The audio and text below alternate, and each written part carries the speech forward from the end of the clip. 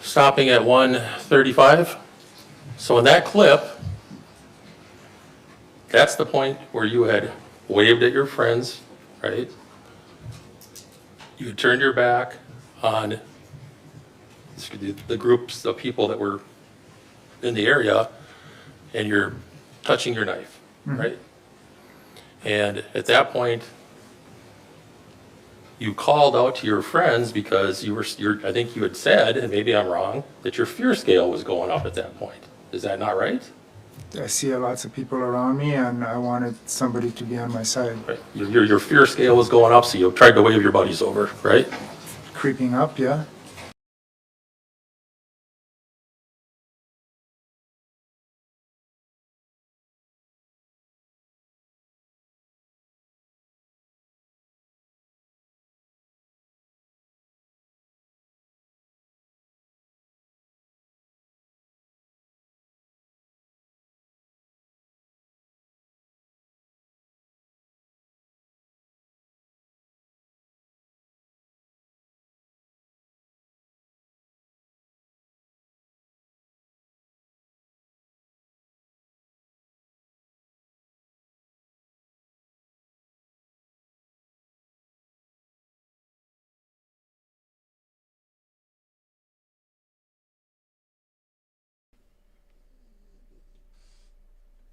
I'm just going to test until I can hear myself. But you guys got to let me know.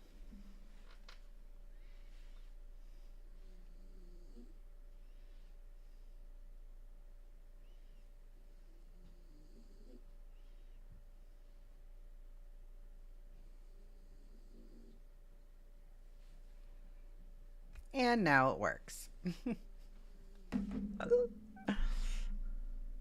All right, now let's try this.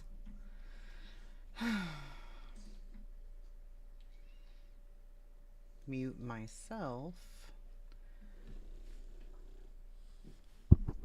and play him. And as it's creeping up, you're fidgeting with your knife. It appears that way. At some point,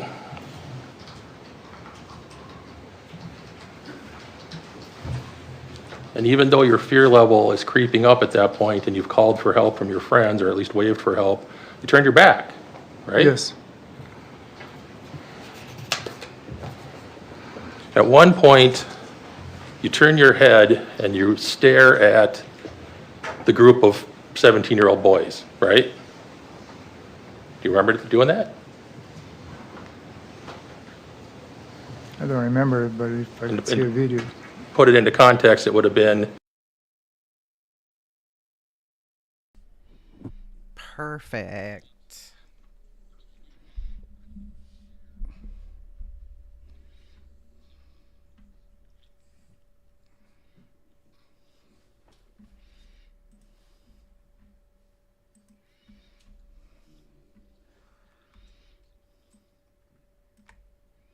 Perfect. It worked, guys. Now I'm listening closely. Hold on. Oh, you can really hear me breathing. Like this is... Oh, that's my dog. That's not me.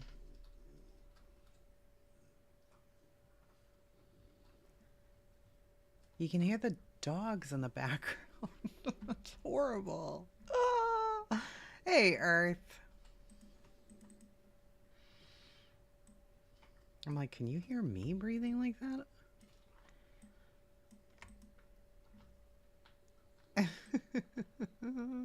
That's terrible. Let me delete this one until...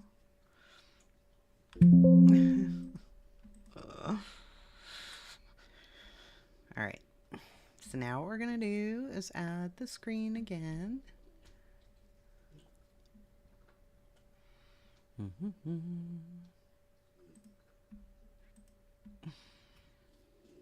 Display capture 1. And that's going to be over there. Yes, boo-boo. Alright. It's been so long since I've worked on this one, that I totally forgot how to do it. But here we are. Okay, so they're on a lunch break.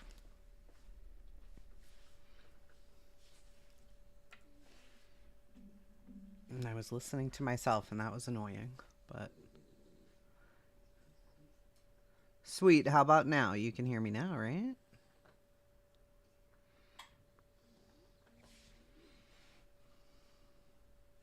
I have the worst, itchiest ears during allergy season. Okay, so they're in a lunch break, and let's see. Is there anything good happening? Daybell, Daybell, Daybell, Daybell, Daybell. Like, oh my god. It's a lot of Daybell. Good lord, everybody and their mother is covering it. Yikes. Did anybody else figure out the audio, though? Probably not.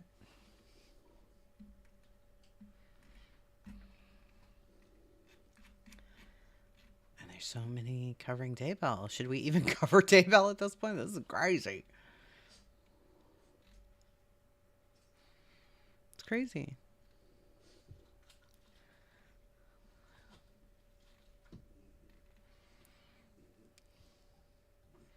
My goodness. Ooh, Spock. Let's see. I love Spock. He's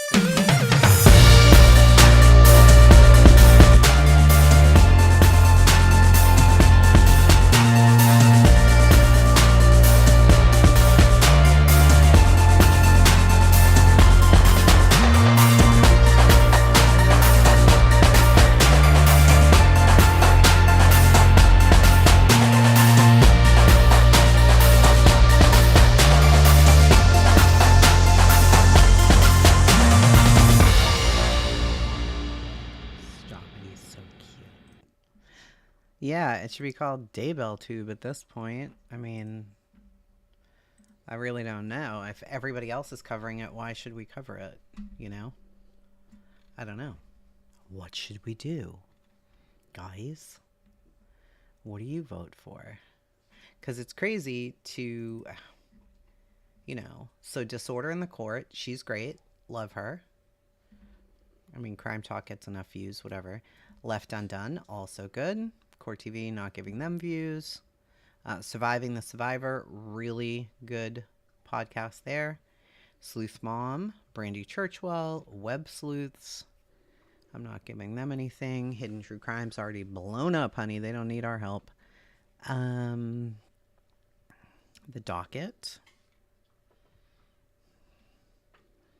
Verdict Watch. Oh my god. Verdict Watch. Keep covering it. They're only doing parts of it? Why?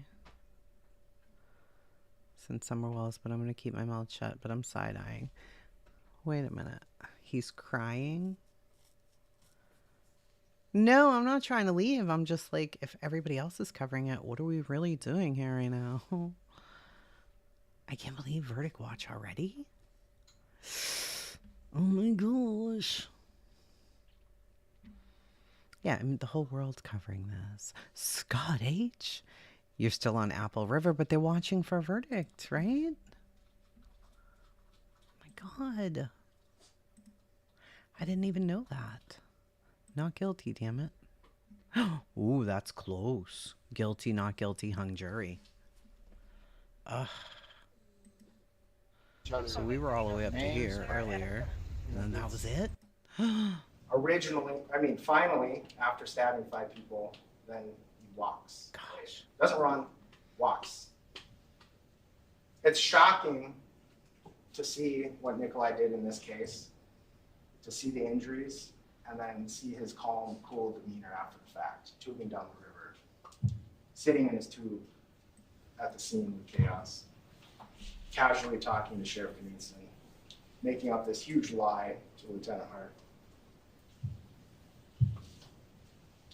Oh, you're behind today? I am too. He even lied to the start nurse at 9 p.m., so 5 hours after the incident, about Let me ask you guys a question. Have you ever heard of the case of Betsy and Russ Feria? Just say yes or no.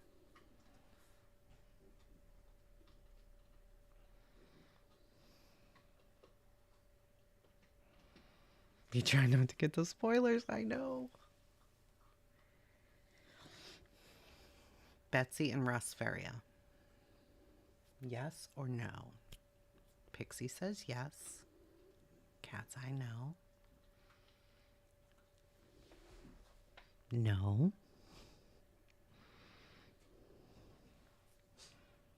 Yes, no, no. No, no. Oh my gosh. I'm in the middle of the book right now. I've seen it. I know it backwards and forwards, but I hadn't read the book, so I'm listening to it. Oh my gosh. Oh my gosh. No. Oh, we really need to watch that. Oh my God, we need to watch that. It's insane. No more info. You only get a little bit. Those are the names. That's all you get. boy pulling a knife, twisting his arm, poking him with his own knife. He even lied to Sandy after the arrest. Nick recognizes that what happened is not justified self-defense. Just standing there with the knife, not walking away when he clearly can. So even to Sandy, after he's charged, he casts blame on her and the group for not hearing him yelling. He never yelled. Normally, it'd be difficult to know what a defendant believed in a self-defense case, not in this case.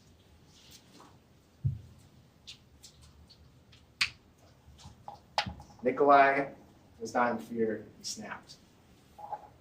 He was angry, and he snapped, and he knew it.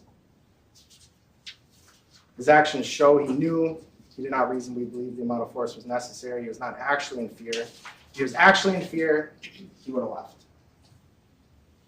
How else, I don't know. I think we should do it soon. Everybody else is covering the Daybell case.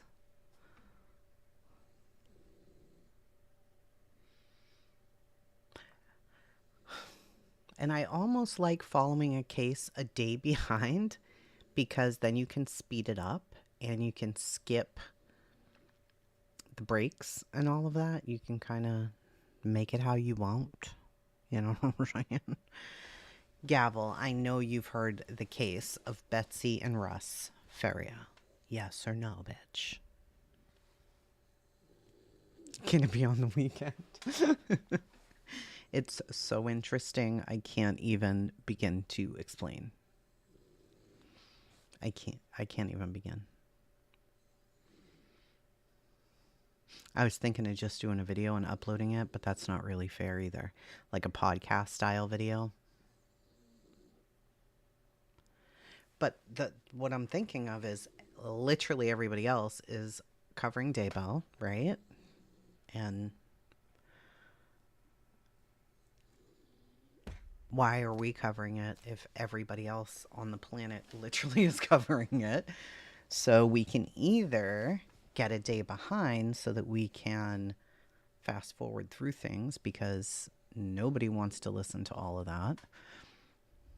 And in the meantime, we could cover the Feria case, allegedly. Yeah, Sparker, that's right. That's what I do too. I'm like, oh, you heard of it when you looked it up? Okay. It's crazy, right? It's such a fucking wild case. And I'm in the middle of the audiobook and I'm like, oh my God. So I don't know. I'm not really sure what to do. I don't like being present. Want to review the week in Daybell with us on Saturday night? We could, but that's what people are saying they don't want is a summary. They want to watch the whole trial. And I'm like, well, I can play the whole trial. I don't have any problem with that. But look at this, girl. Look at this. Seriously. I mean, yes, I'm subscribed to like a lot of true crime channels. But hidden true crime. Disorder in the Court, Crime Talk, Left Undone, Court TV, Surviving the Survivor, Sleuth Mom, Brandy, Web Sleuths, Law and Crime, Hidden True Crime, Gen X, The Docket. I'm subscribed to The Judge as well. Pretty Lies, Law and Crime. Everybody's covering it.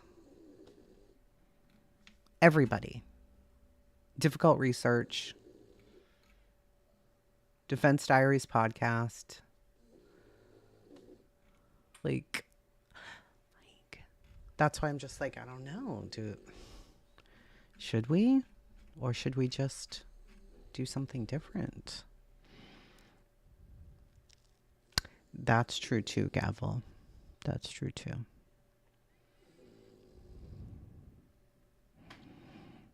I like the day behind idea myself because I'm impatient. Me too. I love live trials, of course, but I don't like them live like this, where you're like, you know, you have to sit through every break, all of that. I like it a day behind, and then I can fast forward.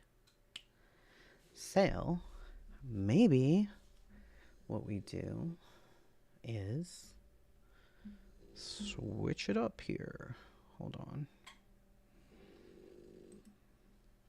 Maybe I'm gonna switch it up a little. Maybe I'm just gonna switch it up because I can.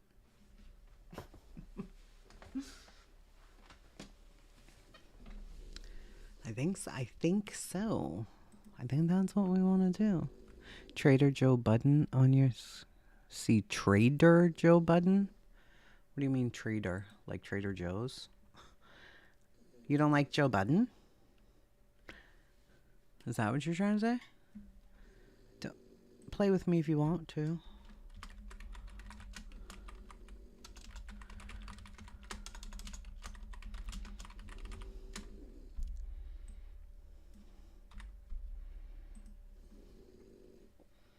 Don't play with me, woman. And why wouldn't you like Joe? Joe is a good guy. Sometimes, when he wants to be. Sometimes he's an asshole. No, you don't like Joe. What? Girl. Why? I don't know why you don't like him, but I like Joe. He's okay.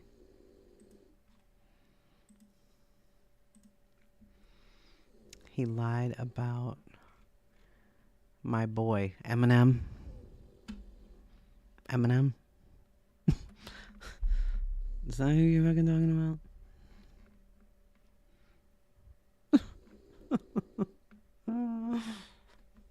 Who's dinging in my ear?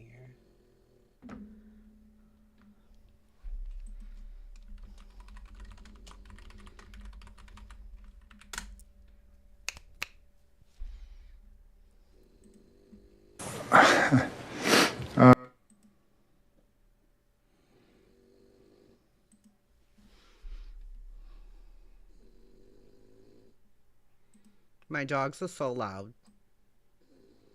Alright, we're gonna watch the closing arguments. That's what we're gonna do. Apple River.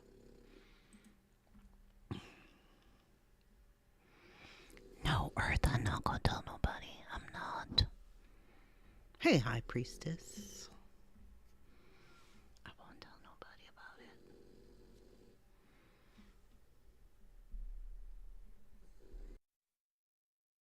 it. One of the things you're going to have to determine is what happened on July 30th, 2022. Well, what happened on July 30th, 2022 is a group of drunk teenagers led by the ringleader, Juwan Cockfield, saw an opportunity to torment a man who was by himself. They taunted him. They called him names like raper and pedophile and predator. They did this for no legitimate purpose. When they did this, they're yelling and carrying on. It attracted the attention of another group, right? Led by Madison Cohen and Dante Carlson. 6 drunk teenagers quickly turned into 13. 13 against 1. They got in his face. They screamed at him. They called him names. They swore at him. They put their hands on him. And the group of 6, they became brave. The group of 6 became brave to the point that they circle him and start taunting him. They do this to a man who has done nothing, absolutely nothing to them. Then, when that man, Mr. Mew, tries to create some space between him and Madison Cohen, they pounce. They punch him. They push him. They slap him. They hit him again. They choke him from all directions. And Nick Mew acts in self-defense. That's what happened on July 30th, 2022. I just want to give you guys a little bit of an indication as to kind of where I'm going to go, and more importantly, what I think you need to think about when you are back there thinking about the evidence, okay? First is the law. 1, there is no duty to retreat, period. That is the only requirement. In this state, bullies like Madison Cohen don't get to tell us where to go. Bullies like Madison Cohen don't get to get in our face and require that we leave. That's not a requirement here. Keep that in mind. 2, subjective beliefs. Okay? When you're listening to or contemplating the evidence and replaying it in your mind, you are to do that and consider the beliefs, not the actions, but the beliefs of Mr. Mew.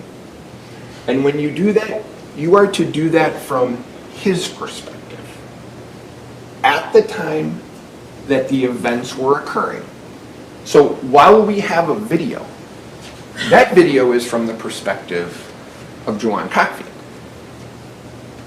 The video perspective that the jury is required to consider it is as Nick Mew is holding the camera.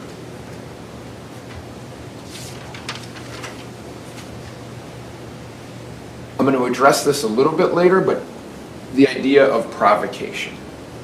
Whether or not Nick intentionally caused harm to Madison Cohen. That is something that you should consider when you're considering provocation. And the other main one I want to talk about is what it means, because it's different here, beyond a reasonable doubt. So normally, beyond a reasonable doubt is this hurdle, and the state has to jump that hurdle in order to prove a case. It's a little bit different here, okay? Because in this case, self-defense has been alleged. Remember when you're back there, Nick Mew doesn't have to prove he acted in self-defense. They have to prove beyond a reasonable doubt that he didn't act in self-defense. They have to prove that his beliefs were unreasonable. Okay? So, the way that I look at this video, the main video of Juwan Cockfield, we've all seen the 9-second video where he's screaming at Mr. Mew, calling him a raper. I'm not talking about that one. I'm talking about the video that you've seen probably more than you want to. But I'm breaking that up into really 3 parts, okay? 0 to 149 is the first part, all right? Before anything actually happens in terms of the attack. And what is in dispute in that first minute and 49 seconds? I think 2 things were raised in the case that were in dispute. And that is, first, whether or not these drunk teens were actually afraid of Mr. Mew, right? I think to a person, they testified, yeah, we were really concerned about Mr. Mew.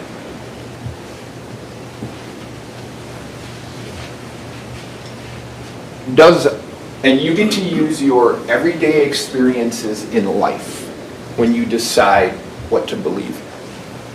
Does that look to you like teenagers who are afraid of that person?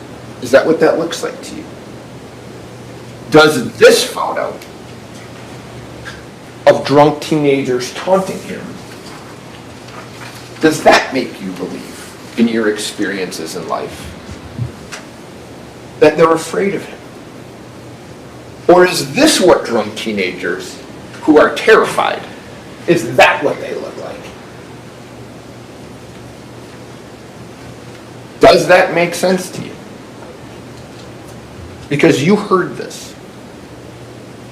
As the numbers rose, as the number of people grew, their fear, it decreased.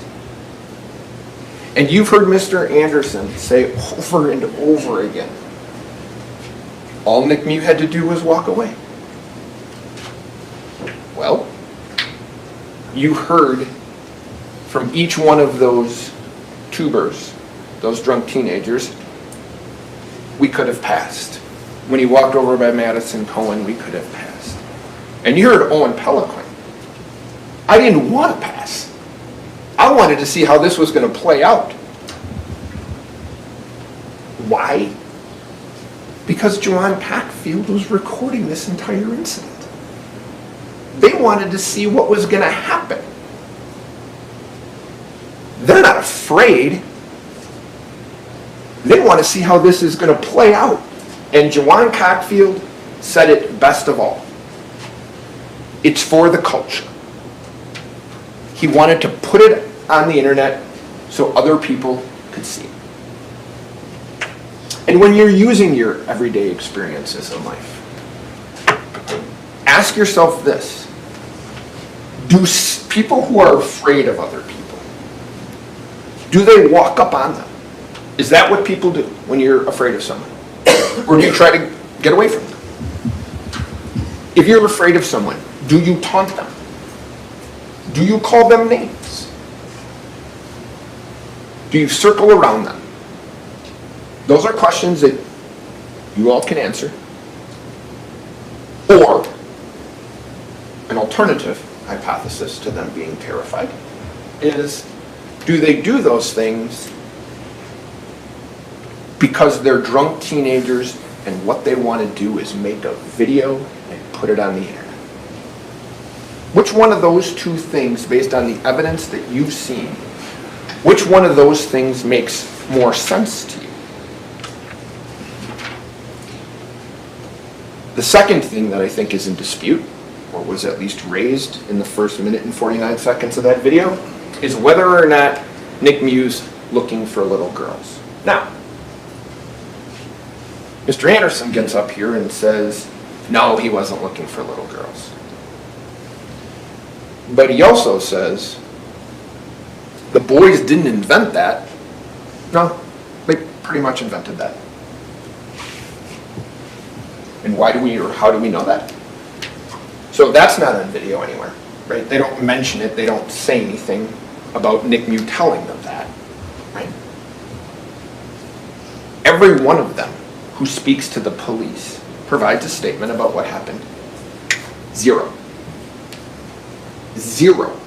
mention to the police that he said he was looking for little girls. This gentleman over here, Investigator Schultz, I think he said that he was a sensitive crimes investigator.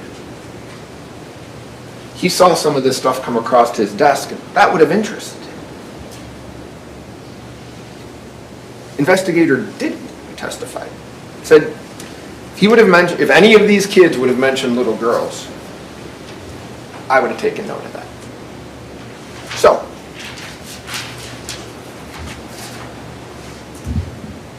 what's the alternative? Why did they say that? I would submit to you that what kind of person does what these kids did to him, and what would they look like as people if all they did was pick a guy out and start to torment him? What do we think of people who do that?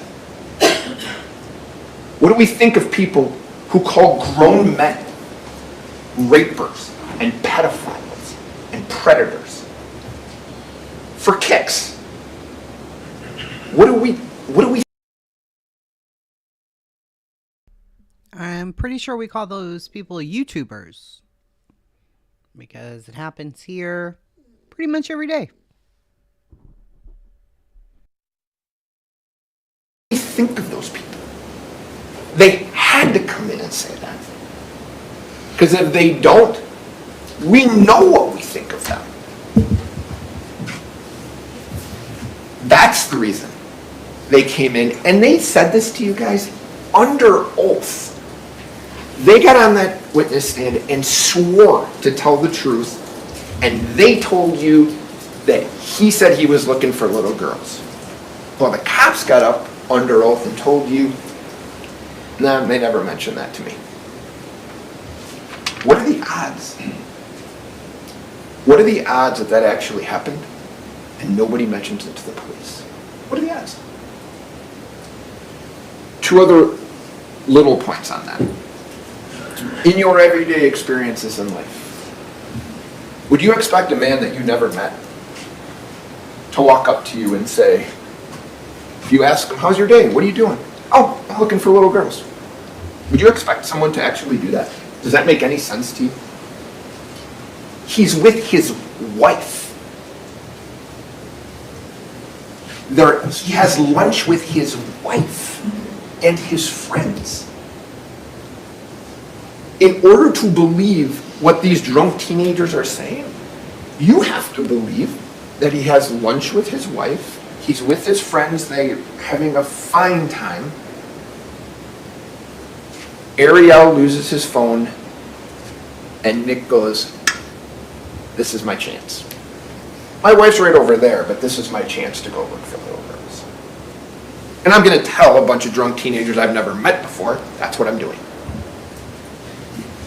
Tell me that makes sense to you. Because you get to judge the credibility of what people have said to you. Okay? But I want to talk about what we know in that first minute and 49 seconds of the video. What do we know? We know, based on the evidence, that Nick's looking for a phone. We know that. Ariel said that, Nick said that. They find Ariel's phone in the river, so we know that. We know that Nick comes up to the teenager's tubes, and we know that Cockfield's looking for a phone, and Cockfield's holding the phone. Joanne Cockfield's holding the phone. We know that Nick Mew walks away from them as he passes them. We know that. We know, right, that the drunk teenagers move toward him and start confronting him. We know that. We also know that Nick sees what he believes to be a reasonable, rational adult. So he heads over there to talk to her. And what we know is you can see his thumb. He's motioning back, trying to explain what happened. And we know that Madison Cohen, who knows nothing about what happened, zero, starts screaming at him to leave. We know that Madison Cohen feels comfortable enough to put her hands on him for the first time and move him because, well, she's queen of the river and she decides where people go. So she's moving him. We know that. We know that Nick is uncomfortable, so he waves for his group to come over because the state can say whatever they want. He's by himself. So we know Nick does that. We know that when Nick waves to his group, so does Madison Cohen. But there's one big difference here. Her group shows up. And they show up in numbers. We know that the group of teens are brave. And as this is going on, they start taunting this man who's done nothing to them. We know that.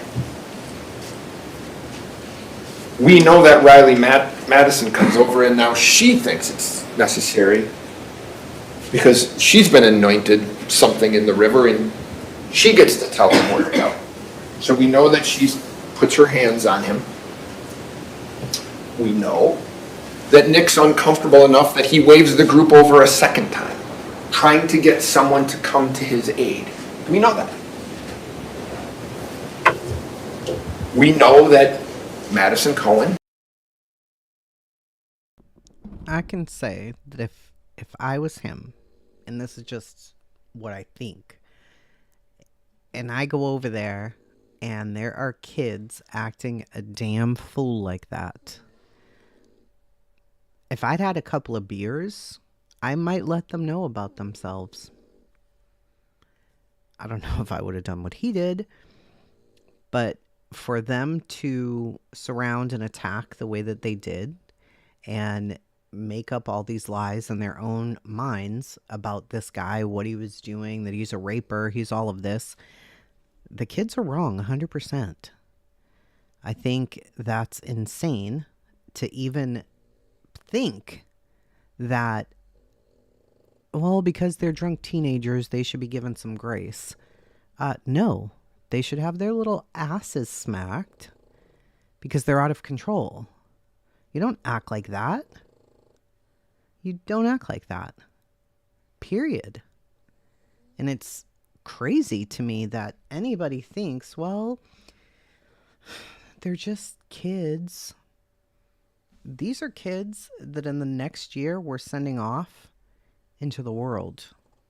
And somebody should have taught them better than to harass and make fun of an adult.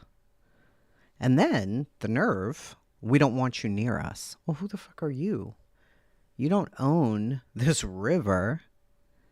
And then you got the drunk lady coming over screaming and the other lady coming over with her hands around his throat. What is he supposed to do? And for people like, well, he should have just walked away. Walked away where? He started walking away. They followed. He sees adults. He thinks they're going to help him. He walks to them and it gets worse. Where is he supposed to go? What is he supposed to do? I don't know. I mean, sure, I guess he could have tried to get away, but that lessens the impact, too, of what these kids did by saying, well, he should have walked away. Well, their parents should have taught them better. Because if that was my son and he got out of that, I'd have beat his little ass when he got home. What are you doing? What right do you have to be drinking, to be high, and then to harass a person who's older than you? You better take your ass in your room and never come out, sir. No.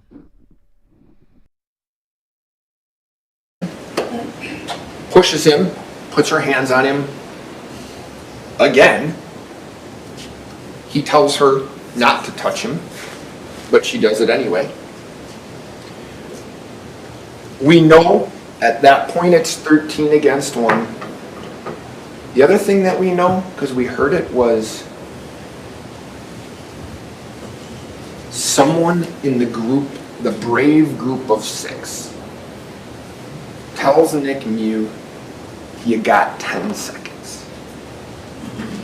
In your everyday experiences in life, when someone tells you that you have 10 seconds, what normally comes after that? If we have children, I'm going to count to 3. You got 10 seconds to do this. Nothing's good is coming after that. It's reasonable in our experiences as adults to take that as a threat. Right? And if you think about it, they all blamed. They didn't know it. But the guy holding the bag is Isaac. We know it's not Joanne Cockfield, and everybody else denied it. So who's left? Their buddy Isaac. They all blame, without saying his name. They're just like, wasn't me, wasn't me, wasn't me. Well, they're saying it's the one person who isn't here. Right? That's what we know. We know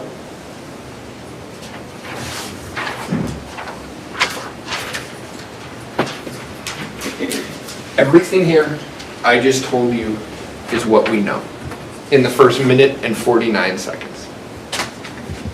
And why does that matter? What does... Judge, I can't see the exhibits and I'm doing rebuttals. And step up and move over to the side.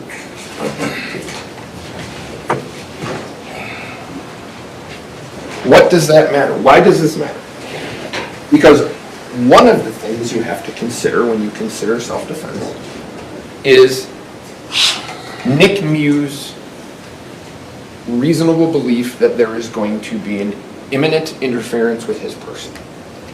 And when you add all of these things together, he has to subjectively believe that.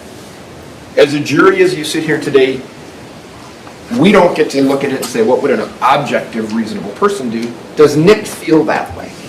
Does Nick feel, with all of these things listed here, that there is an imminent unlawful interference with his person? And I would submit to you, he does. He told you he did. Right?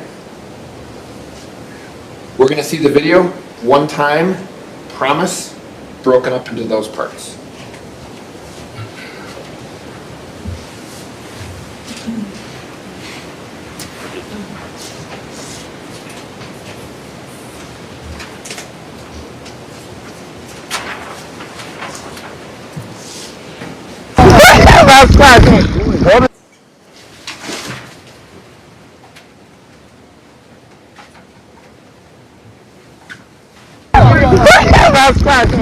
What is he on?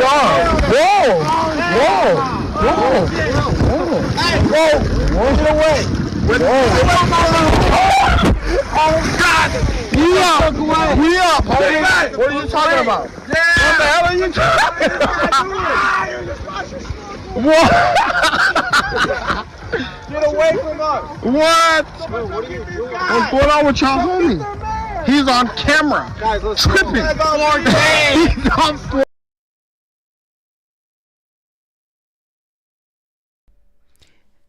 What's wrong with y'all, homie? He's on camera tripping. Like that he's acting a fool. Where? Where? Yo, the new iPhone got that good quality. What do you say?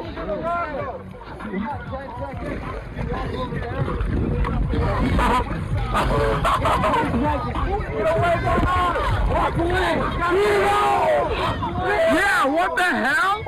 Who is this? Yes, yes, yes. For the culture! For the culture! Who is that? For the culture! Who is that? Who the hell is this? Go! It doesn't matter. He said he was looking for little girl! He said he was looking for little girl! You're looking for a little girl? Yeah! That's exactly what he said. Weirding us out! I even have that part on camera, did I? Some young ass kid. What the hell is this guy's problem, bro?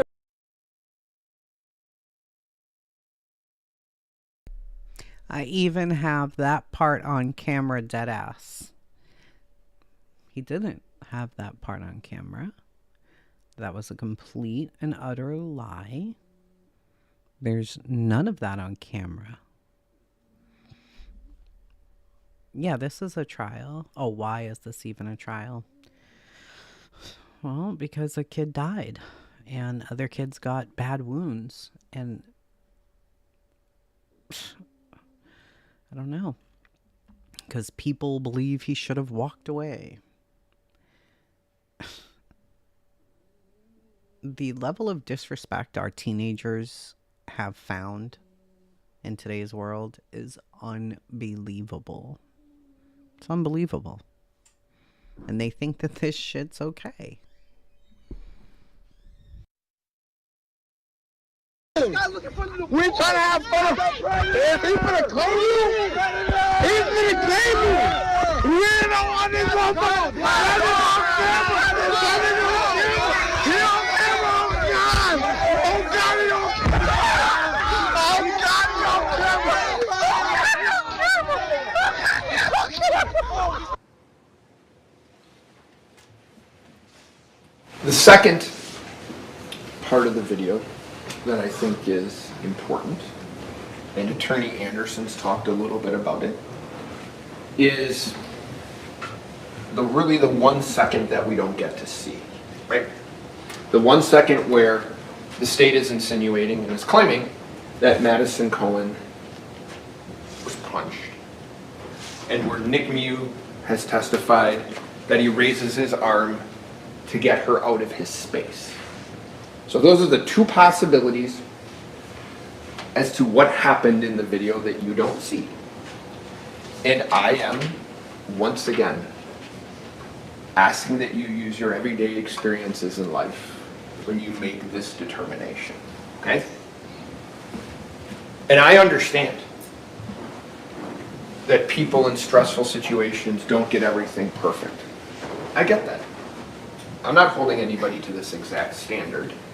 But what have we heard in order to prove beyond a reasonable doubt that this happened? Well, you heard A.J. Martin say that he grabbed her by the back of the hair and was slugging her from behind. Okay? No one else says that. You hear Alex Vang say he slapped her with a right hand in the face. Then I say, Mr. Vang, how can that happen? He's got a knife in his hand. And he says, you're right, that can't happen. He punched her. You hear Juwan Cockfield, who's not looking at it, he's holding his camera in another direction, says he threw a hook at her. I saw that. Right?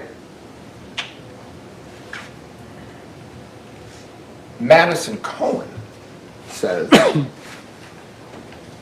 she said on direct examination, he hit me with a left hand to the left side of my face. And it sat there. Then when I asked her questions and I said, can you explain how that's humanly possible? And her response was, you're right. I get lefts and rights wrong. He hit me on the other side. Okay. But the state says she had a heartbeat in her cheek. She should remember what side of her cheek the heartbeat was in. She doesn't get that right. But how about the things when you use your everyday experiences in life that the state, they didn't talk about when he was up here talking about her injuries. He talks about her falling back and people seeing things. Okay, people can be wrong. How about things that make sense, though? We know that she's wearing sunglasses, right? We know that. Her sunglasses are not broken. She doesn't have a mark on her face from being cut by sunglasses. None of that. Is that what would happen if a 250-pound man squared up on a woman and threw a hook to her face? She doesn't have redness on her face.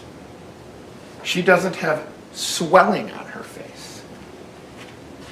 She doesn't have puffiness, a bruise, or a mark.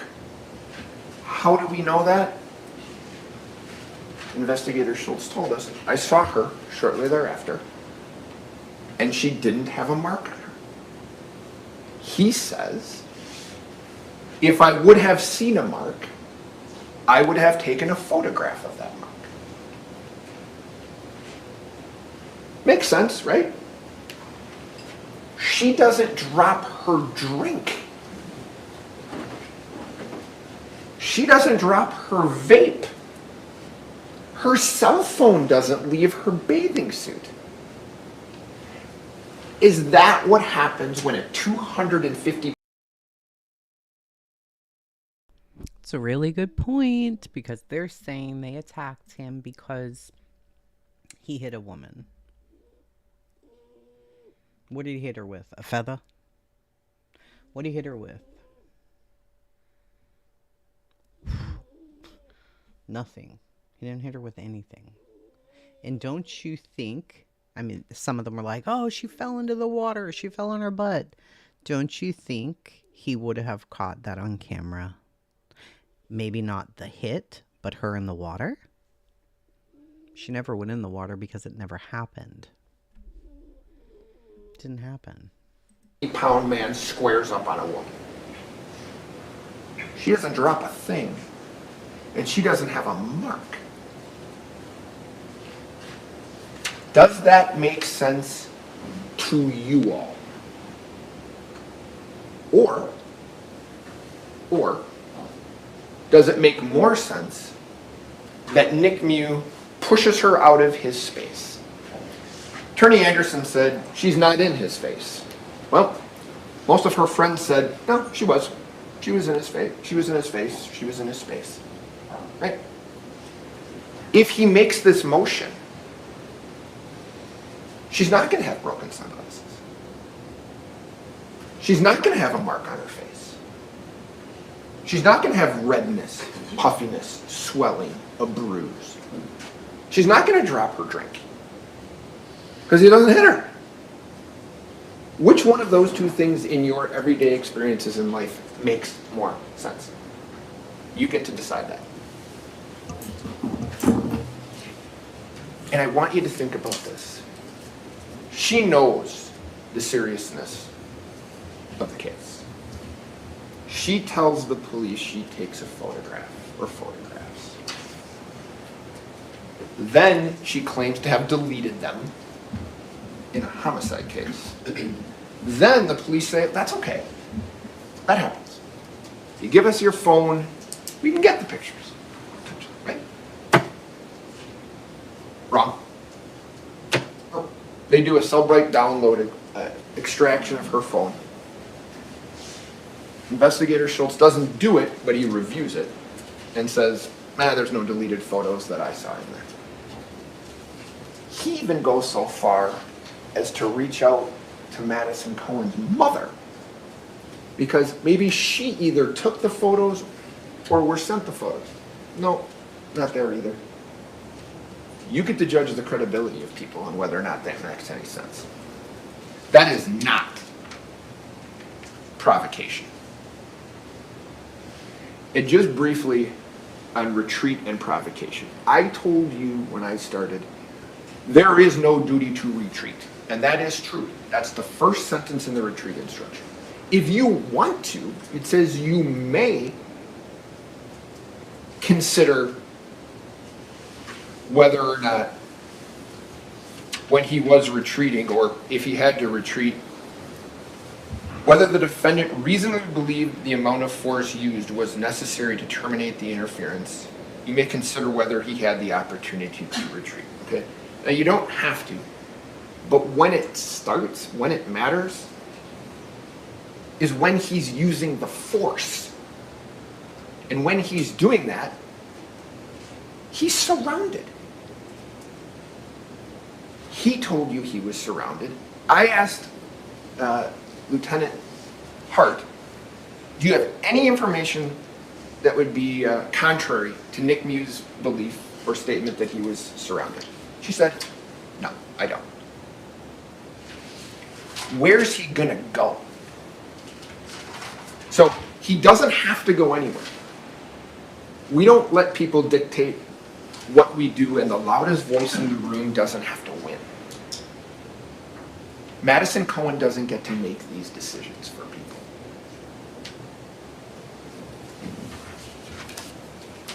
He doesn't have to leave. The drunk teenagers don't have to leave either. They told you they could have left, but they wanted to see the show.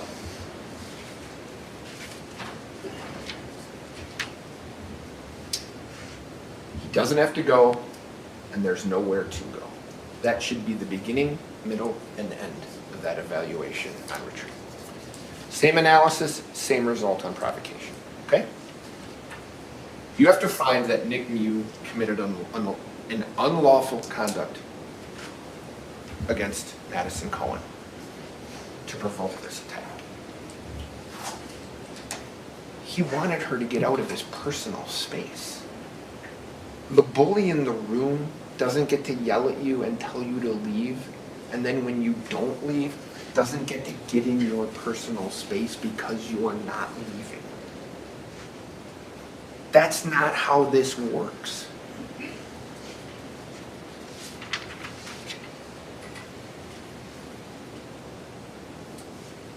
The last part of the video is the 150 to 205 mark. Okay? Now you... Yeah, I'm following Preston's case. But it seems to me that Preston's case is a lot more straightforward than this one. But then again, who knows? I know that social media tortured his family and friends, which was insane. But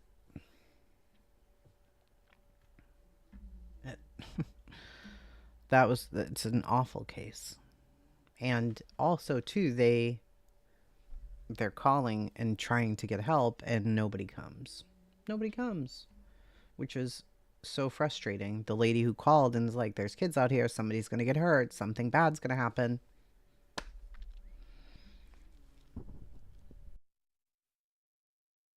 You heard yesterday, the state wants to break this video, this last 15 seconds or so, down into stills.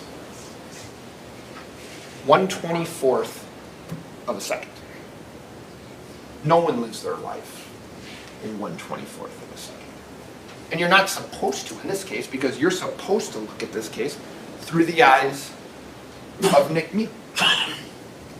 And if you've watched that video, the first time I saw it, I didn't see what happened. I didn't see him pull a knife. I didn't see some of these people getting injured. Because it's moving like this. When you break it down to 1/24th of a second, just not how we live our lives. You have to look at those 14 seconds through Nick Mew's eyes as he was standing there in the river. And remember, he told you yesterday that he believed that he was going to die. But he doesn't have to believe that. He just has to believe that he's going to suffer serious bodily injury. That's what he has to believe, okay? And before I start this video, I'm going to ask you this again. What do we know in those last 15 seconds? We know that Anthony and Dante Carlson were asked by their dad to go over there. Why? To help him. Quentin Carlson testified that he was concerned that Nick Mew was going to get the brakes beat off of him. So Quentin Carlson wanted his boys to go assist. I would submit to you that Quentin Carlson was concerned that Nick Mew was going to suffer serious bodily injury if someone didn't help him. Alex Vang told you Mew's getting his butt kicked when this is going on. And Owen Peliquin said those guys got on his ass. Right? Anthony Carlson is yelling, "Stop, stop, stop." He's not yelling it to Nick Mew. Nick Mew's tail down in the water. Presumably, he's telling it to the people who are beating him. Right? That's what we know.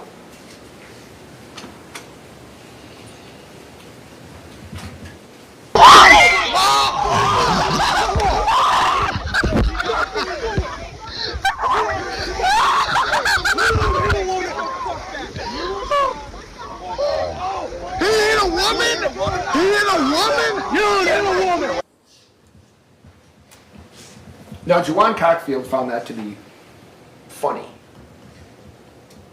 for quite some time. You can hear him cackling on how he thinks it's funny that Mew's getting punched in the face and knocked in the face, slapped, okay?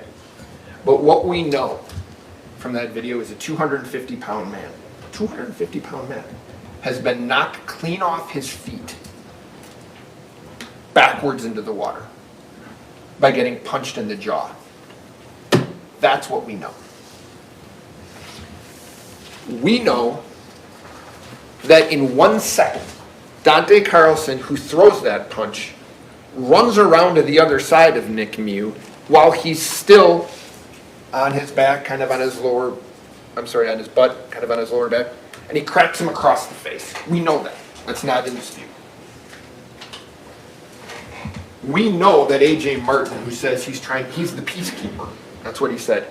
He runs up from behind and shoves Nick Mew while Dante Carlson comes in for thirds and smacks Nick Mew in the face again. I would submit to you at this point, it's coming from all sides and from multiple people. And this man, who had heart surgery, is terrified as to what's going on.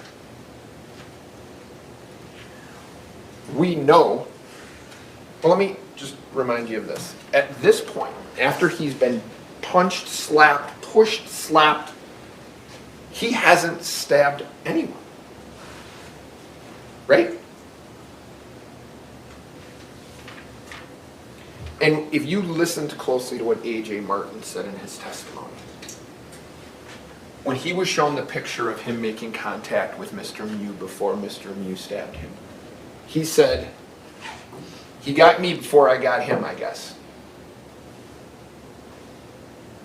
What does that tell you about what A.J. Martin's intention is?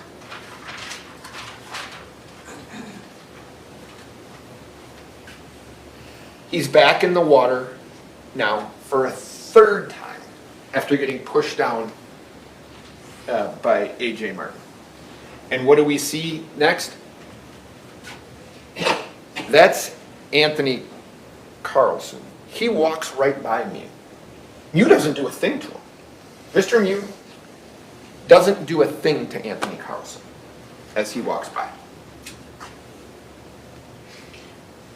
You will then see, and what we know is Anthony Carlson comes up from behind him, appears to be yelling at him and putting his hands on him. So now Mew has been touched at that point, punched, pushed from behind and slapped. And now Anthony Carlson comes up to him. We know that. And then we know 1 second later that Isaac Schumann comes up to him. You guys get to make the decision on whether or not he's choking him around the neck. You get to make that decision. I'm not telling you what that is. You get to decide if that looks like a choke to you or not. So at that point, 4 people have attacked Nick Mew. And why does it matter? Why does any of that matter? Because if you find the following: Nick Mew is not guilty of all the charges. Okay? If you find that Nick Mew believed that there was an imminent unlawful interference with his person, if you believe that he believed that was coming, the 19 or 18 reasons that I put up there supports that, and he told you that. And that's his subjective beliefs. Okay? If he believed the amount of force that he used was necessary to terminate that interference. Okay? So if he believed that he did what he had to do, right? I would submit to you there's only 2 answers to that. Only 2 possible answers. He either did what he had to do to survive, or this man who you watch the video, who's never got a speeding ticket, who decides to go out with his wife that day, who's floating down the river and having lunch, decides, you know what, today's the day I'm going to start stabbing people. I'm going to leave my group, I'm going to go over and I'm going to start stabbing people. Mr. Anderson says he snapped. If he was in fear, he would have left. I think anybody would dispute that he was in fear. So when you're determining whether or not what he did, if he believed that he had to do that to terminate that interference, I would submit to you, why else would he do it? He either believed that or he just lost his mind. Right? This 52-year-old engineer who's married just lost his mind that day. Those are the 2 options I think that you have on that. And the final thing that you need to decide is whether or not his beliefs were reasonable. And the standard is, would a person of ordinary intelligence and prudence would have believed standing in his shoes at that moment. Okay? Quentin Carlson is about his age. And Quentin Carlson is concerned enough for his safety that he sends his boys over. Quentin Carlson tells the police that after his boys have been injured. He tells the police, I get it, they're injured. I sent them over there because I was concerned for the old guy. Brandy Hart. Did you watch that video yesterday? There's a point in that video where Nick Mew puts his hand in his head and says something like, my life is over. And Brandy Hart says, I don't know about that. They're self-defense. She says, I don't know what I would have done.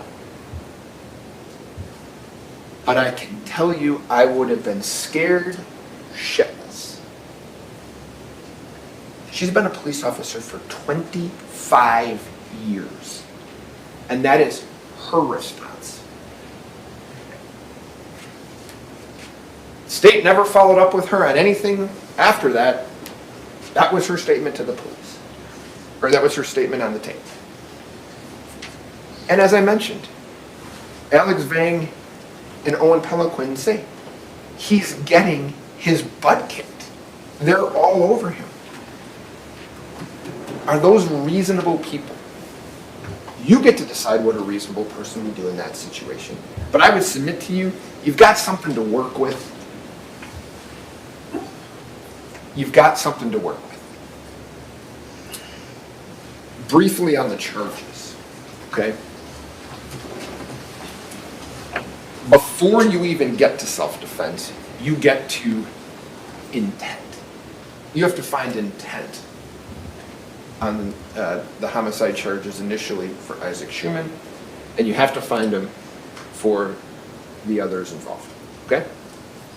And the question on intent is mental purpose. Can you watch that video and say that Nick Mew's mental purpose is to kill Isaac Schumann? Or is his mental purpose to get another person off of him? You get to decide that. Okay? Under those circumstances,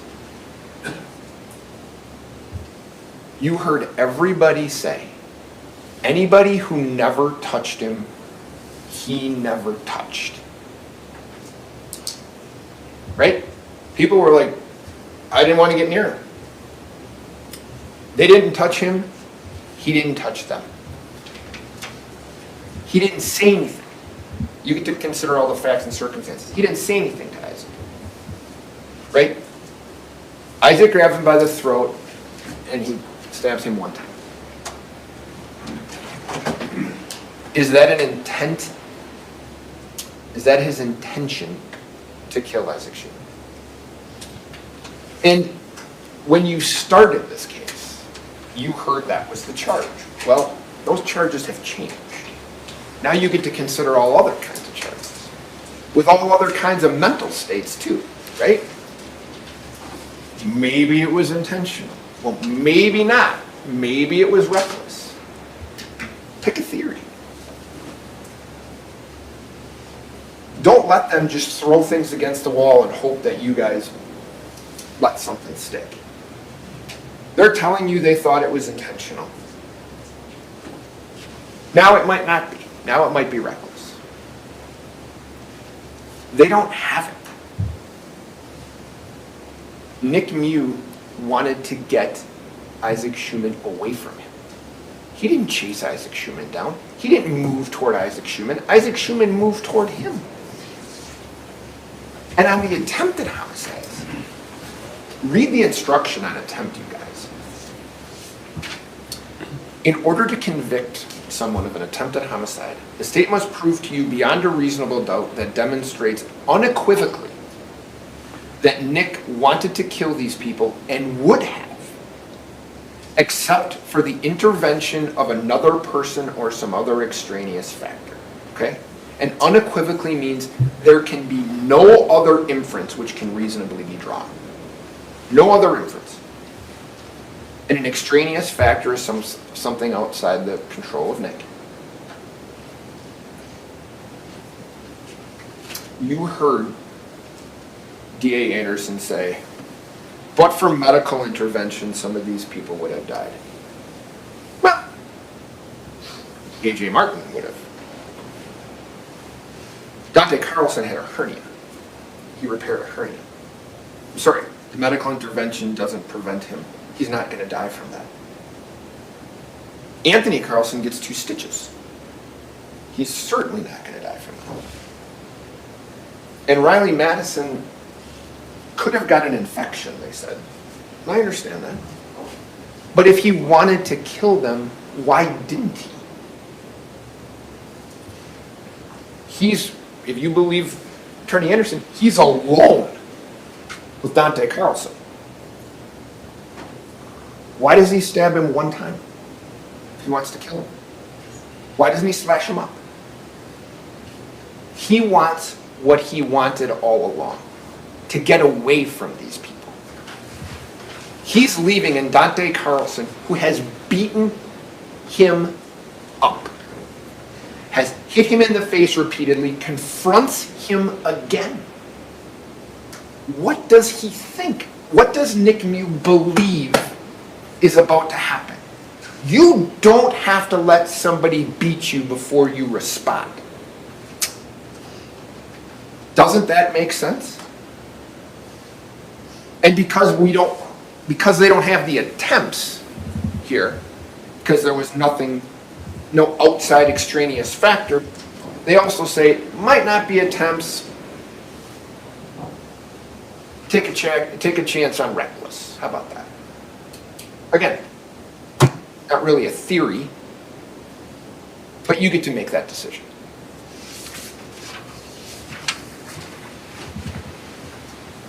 I'm going to comment on the video, because I think it's appropriate, that was played, the interview with Nick and Brandy Hart. He lies about the knife. He lies about the knife. What Lieutenant Hart said is he's never wavered on is that this was self-defense, that he was fearful, and that he was being attacked. Okay? That he's never wavered on that. He said it over 20 times in the interview, and it's the first words out of his mouth when he's interviewed by Lieutenant Hart. Some people get some facts wrong, some people lie about stuff. He's not telling you the truth about the knife. But does it change one thing that you saw on that video? That's the reason we want there to be a video. Is so you're not taking the word of 13 people who don't get it right. That video is not subject to change. Attorney Anderson's right. It is what it is. Right? What has persevered through this case is Nick Mew's fear, how he felt, the shock. You heard people testify about that. The whiteness, the wide eyes, the ghost-looking color of his skin. That has persevered through this case. He lied about the knife. Doesn't change one thing that's on that video.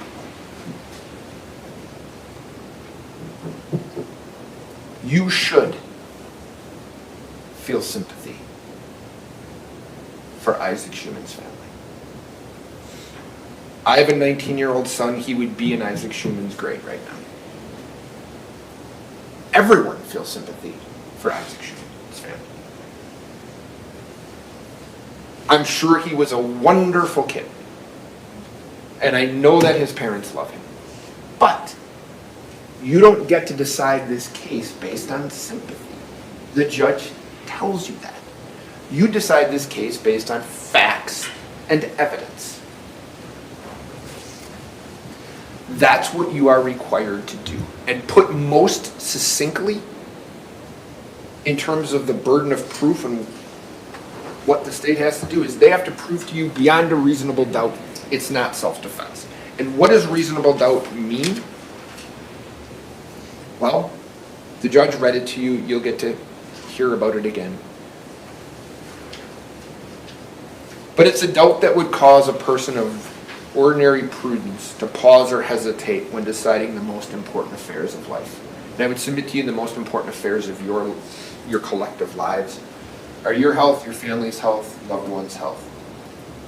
When you're thinking about that and you have to make hard decisions on those things, if there is a pause or hesitation about what you need to do because you're getting information from various places, and you say, I need a break, I need to figure this out, that's reasonable doubt. Okay? It is a doubt for which a reason can be given. That reason is self-defense. And I just want you guys to know this. When you go back there and you have those verdict forms, if you believe it's self-defense, he's not guilty. If you believe it's probably self-defense, he's not guilty. If you believe it's possibly self-defense, he's not guilty. If you're like, it likely is, I don't know, not guilty. If you believe it might not be, not guilty. If you believe it's probably not self-defense, not guilty. All of those considerations that you would have require a verdict of not guilty. Because the state has to prove to you beyond a reasonable doubt that it wasn't self-defense. So, as I go to sit down, we, Attorney Nelson, Nick, you and I appreciate all of your time. The time that you've taken away from your families and friends to do this. The attentiveness that you've given us. And I think it's time for people to go home when you're done. And what we're asking that you do is that you send Nick Mew home. That you find him not guilty on all of the charges. Thank you. While we swap people out, if you'd like to stand and stretch for a moment, you may do so. And then we'll hear a brief rebuttal from Mr. Smithstone.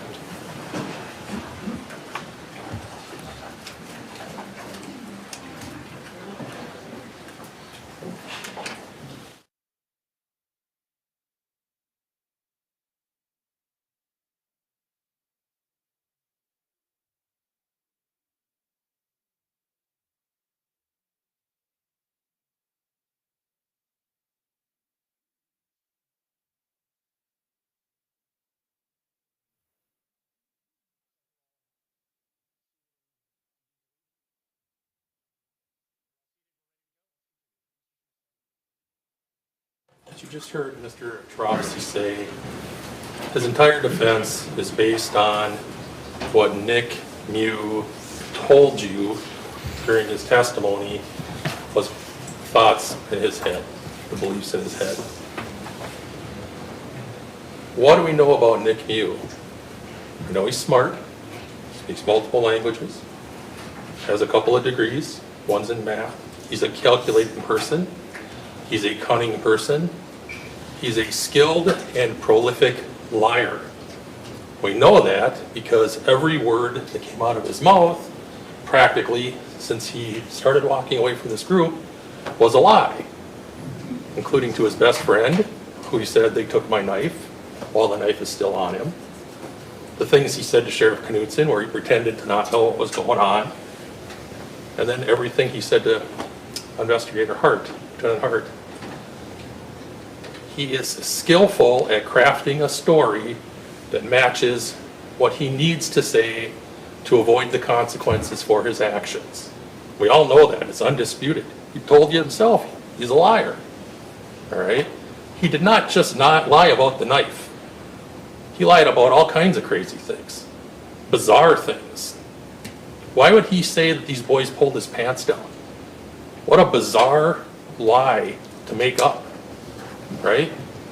Why would he say that two boys pulled knives on him? He's got to say that because he knows what he did wasn't justified. He thinks to himself, if I say one boy pulled a knife, that would be good, but if it's two, that would be better. So he crafts this elaborate story. His entire defense rests on you believing what he said on the stand yesterday. His testimony was a disaster.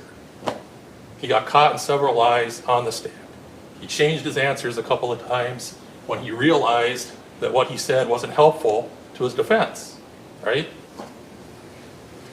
He consistently remembered details from July 30th, 2022 that benefits his defense, but doesn't remember anything about what he did, any of the facts, any of the stories that he told Lieutenant Hart. How is that possible?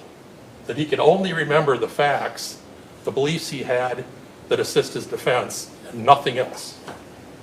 How many times did he say on the stand, I don't remember, I don't remember, I don't remember? He repeated it over and over and over again because he doesn't want to answer questions about what he did because he knows dang well it wasn't justified.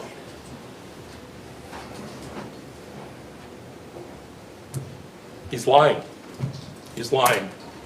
One of the many things I'm going to be grateful about when this is done is that I never have to hear again that the actions he took that day was the fault of these boys. That's ridiculous. It's despicable. There's never been any explanation from the defense as to why Nick Mew ran up on these boys. Why he grabbed their tubes. Why he was groping around where their legs were. They don't even respond to it. They didn't bring it up. There is no explanation. That behavior is inexplicable. He's a bizarre person. He made bizarre choices that day. It is not their fault. It is not their fault. I'll say it 100 times. It's not their fault. These boys have beat themselves up every day since this happened. You saw the raw emotion on the stand. Their best friend was murdered by this guy. And to say that it's their fault is despicable. Nobody's responsible for Nick Mew's choices but himself. He chose violence at every turn. There's been some question about whether he's fragile. Part of him is fragile. His ego is fragile. As his attorney had said early last week when he's questioning these boys, you were trying to humiliate him. You were trying to insult him. You were taunting him. He was humiliated. He was insulted. He didn't like these boys treating him like that. He certainly didn't like Madison Cohen getting in his face, so to speak. And eventually, he did just snap. He pulled his knife out, getting ready for violence, pulls it out, holds it down where nobody can see it, holds it at his side, and then hits her. That started the violence. He prepared for the violence before he started it. He felt humiliated, and he wasn't going to let it go. I asked him, did you ever take a step back at any time when she was yelling at you? No. With no explanation.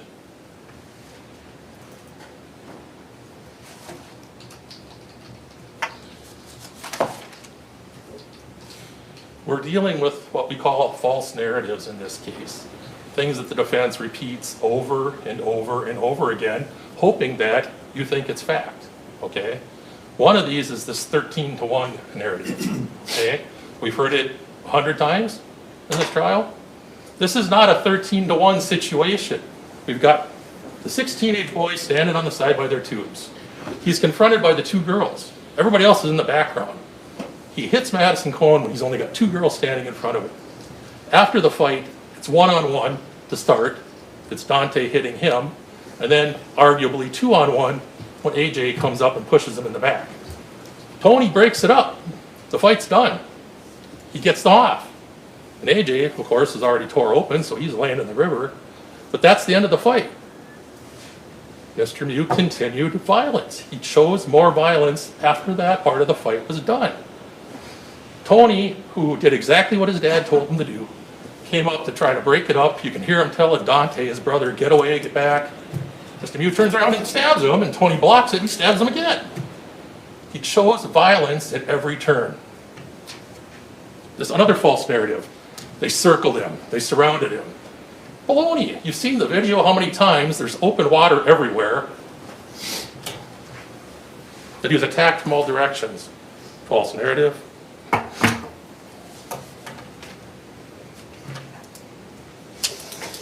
He said that Owen Peliquin testified that they stuck around because they wanted to see how it played out. That's true, but what he didn't mention is that Owen also said he wanted to make sure he didn't do anything to this woman. And you know what? Those instincts were exactly right. Those instincts were right.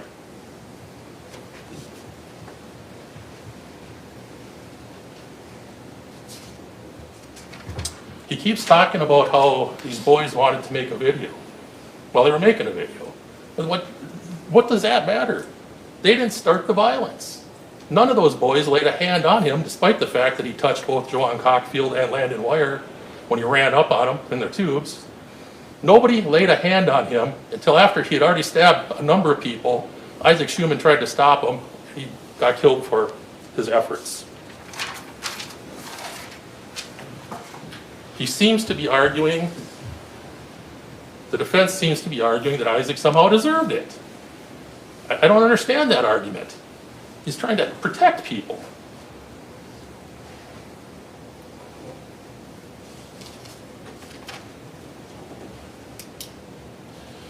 He calls Maddie Cohen the queen of the river, and he calls her a bully, calls her a number of other unkind things. Her testimony was, and it's clear from the video, she was trying to protect these boys. She saw that he was over there doing something, that it was freaking them out. She tried to protect them. You know, maybe if we had more people on the river trying to protect people, the world would be a better place.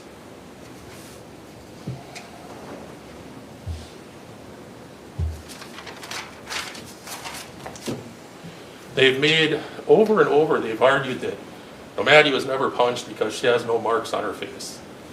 Nick Mew, who, as Mr. Trosky said, was lifted off of his feet by the punch from Dante and punched in the jaw and fell in the river, gets up and there's no marks on his face. We have pictures from him. We have the video. We have his interview with Lieutenant Hart later. We have the pictures that the jail nurse took 5 hours after. There's no bruising. There's no puffiness. There's no swelling.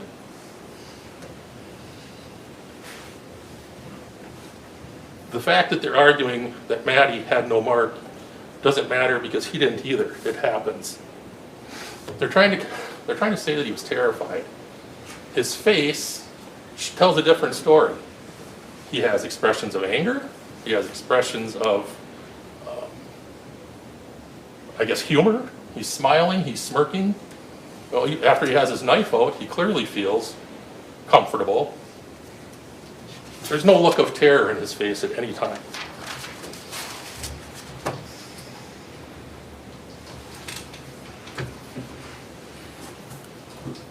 A.J. Martin was not armed. He pushed Mr. Mew in the back. We know that. He didn't kick him. He didn't punch him. He didn't hold his head underwater. He pushed him in the back.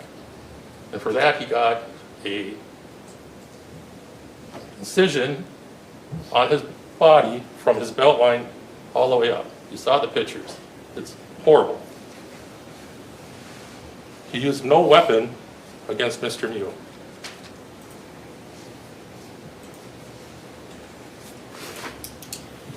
They made a big deal about Lieutenant Hart telling Mr. Mew in the interview that she would have been scared too. Well, she made that response after he'd been feeding her a load of BS about all this stuff that supposedly happened. About having 2 kids pulling knives on him and pulling his pants down and all the baloney that he fed her. Based on that, she said, yeah, I would have been scared too. They're arguing that he had no intent to kill Isaac. Isaac weighed 134 pounds at the time. He's 250. He rams his knife up, not down, up, severing 2 of Isaac's ribs right into his heart. All right? If he didn't intend to kill him, why not stab him in the belly? Right into his heart.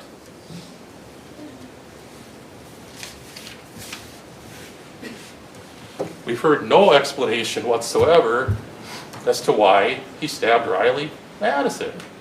We know from the video she's standing off in the background after Tony's trying to break it up. He just walked over and stabbed her. She wasn't attacking him. They don't explain that because there is no explanation. None. He wasn't in fear for his life from Riley Madison. She said she was 110 pounds now, might have been 115 back then. There's no fear for his life. He just was mad because she touched him. They've talked a little bit about the extraneous factors. It's not just medical attention that can be an extraneous factor. As we know, multiple people on the river stopped to help these folks. Putting compressions on. One witness said they used a sandwich bag to try to make a chest compression. There was a lot of interventions for these folks. We know with Riley Madison specifically that Larry and Davis and his brother, we saw it on the video, got her to shore on a tube. people went out of their way to help these folks. These are extraneous factors. But another extraneous factor is he just got unlucky. You know, if he, as Mr. Anderson had said, we've got arteries, we've got organs. Dr. Meyer said, you know, whenever you have an abdomen wound, you have to check all those things. It's kind of a miracle that more people didn't get killed. It's not by anything he did. He just got lucky. Missed major organs and arteries.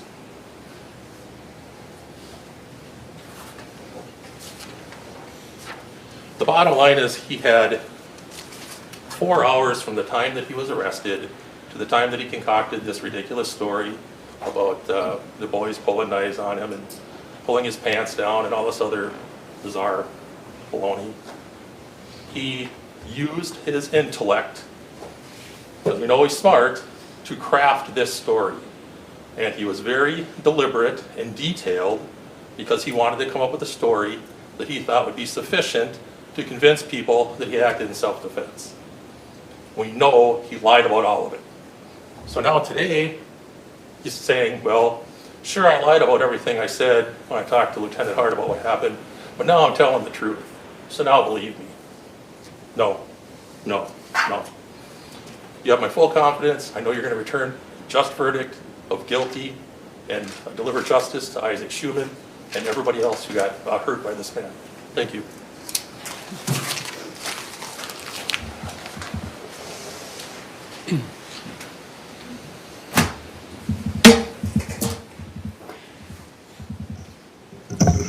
Now, members of the jury, the duties of counsel in the court have been performed. The case has been argued by counsel. The court has instructed you regarding the rules of law that should govern you in your deliberations. The time has now come when the great burden of reaching a just, fair, and conscientious decision of this case is to be thrown wholly upon you, the jurors, selected for this important duty. You will not be swayed by sympathy, prejudice, or passion. You will be very careful and deliberate in weighing the evidence. I charge you to keep your duty steadfastly in mind and, as upright citizens, to render a just and true verdict. You are to decide only whether Mr. Mew is guilty or not guilty of the offenses charged. Any consequences of your verdict are matters for the court alone to decide, and they must not affect your deliberations. Multiple forms of verdict will be submitted to you concerning the charges against the defendant, Nikolai Mew. For count 1, 5 forms of verdict will be submitted. They read, as to count 1 of the information, Isaac Schumann, the jury finds Nikolai Mew guilty of first-degree intentional homicide as charged. Another form, as to count 1 of the information, Isaac Schumann, the jury finds Nikolai Mew guilty of second-degree intentional homicide as submitted. Another form, as to count 1 of the information, Isaac Schumann, the jury finds Nikolai Mew guilty of first-degree reckless homicide as submitted. Another form, as to count 1 of the information, Isaac Schumann, the jury finds Nikolai Mew guilty of second-degree reckless homicide as submitted. Lastly, as to count 1 of the information, Isaac Schumann, the jury finds Nikolai Mew not guilty. Return only 1 for your verdict. If you return a guilty verdict, you must also answer this question. Did Mr. Mew commit the crime while using a dangerous weapon? As to count 2, 5 forms of verdict will be submitted. They read, as to count 1 of the information, Alexander Martin, the jury finds Nikolai Mew guilty of attempted first-degree intentional homicide as charged. Another form, as to count 2 of the information, Alexander Martin, the jury finds Nikolai Mew guilty of attempted second-degree intentional homicide as submitted. Another form, as to count 2 of the information, Alexander Martin, the jury finds Nikolai Mew guilty of first-degree recklessly endangering safety as submitted. Another form, as to count 2 of the information, Alexander Martin, the jury finds Nikolai Mew guilty of second-degree recklessly endangering safety as submitted. Finally, as to count 2 of the information, Alexander Martin, the jury finds Nikolai Mew not guilty. Again, return only 1 for your verdict. If you return a guilty verdict, you must also answer the dangerous weapon question. As to counts 3, Dante Carlson, count 4, Anthony Carlson, and count 5, Riley Madison, the court will give you 5 verdict forms for each count that are worded similar to the ones given to you for count 2. As to count 6, Madison Cohen, 2 forms of verdict will be submitted. One reading, as to count 6 of the information, Madison Cohen, the jury finds Nikolai Mew guilty of battery as charged. Next, as to count 6 of the information, Madison Cohen, the jury finds Nikolai Mew not guilty. Again, if you return the guilty verdict, you must answer the dangerous weapon question. It is for you to determine whether Mr. Mew is guilty or not guilty of each of the 6 counts submitted to you. You must make a finding as to each count of the information. Each count charges a separate crime, and you must consider each one separately. Your verdict for the crime charged in one count must not affect your verdict on any other count. This is a criminal, not a civil case. Therefore, before the jury may return a verdict which may legally be received, the verdict must be reached unanimously. In a criminal case, all 12 jurors must agree in order to arrive at a verdict. When you retire to the jury room, select one of your members to preside over your deliberations. The presiding juror's vote is entitled to no greater weight than the vote of any other juror. If you need to communicate with the court while you are deliberating, send a note through the bailiff signed by the presiding juror. To have a complete record of this trial, it is important that you communicate with the court only by a written note. If you have questions, the court will talk with the attorneys before answering, so it may take some time. You should continue your deliberations while you wait for an answer. The court will answer any questions in writing or orally here in open court. When you have agreed upon your verdict, have it signed and dated by the person you have selected to preside. After you have reached a verdict, the presiding juror will notify the bailiff that a verdict has been reached. Everyone will return to the courtroom. The verdict will be read into the record in open court. The court may ask each of you if you agree with the verdict. At this time, please administer the oath to the bailiff. Do you swear that you will, to your utmost ability, keep all jurors on this trial together in some private and convenient place, subject to the direction of the court, until they have agreed upon their verdict and that they are discharged by the court, and that you will not, before they render their verdict, communicate to any person the state of their deliberations or the verdict that they have agreed upon, so help you God? The bailiff has extra copies of the jury instructions. I imagine you'll probably want to consult with them during the course of your deliberations. I believe he has 4 or 5 sets. If you need more, let him know, and I will print more for you. He also has the verdict forms in each of the manila envelopes, 1 envelope per count. If you reach a verdict, please put that verdict, signed by the foreperson, back into the envelope. The other forms that you don't use can be discarded, but there only should be 1 verdict form returned back in each envelope. Now, members of the jury, as I mentioned to you at the beginning of the trial, only 12 jurors can deliberate.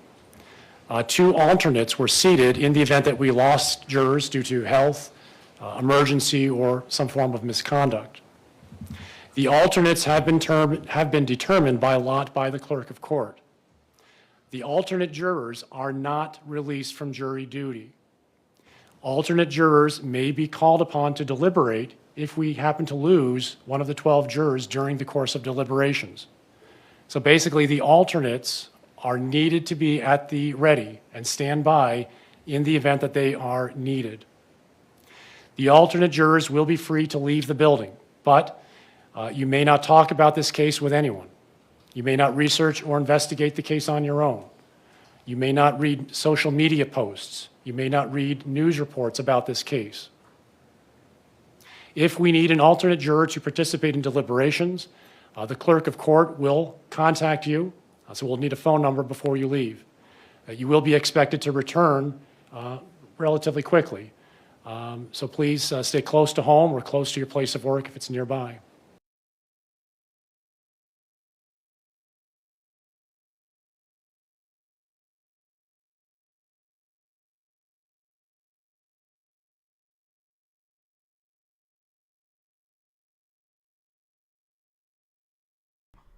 Now we wait. So I don't know. I'm probably going to just wait. And then if it comes back up, I'm just going to leave my program up.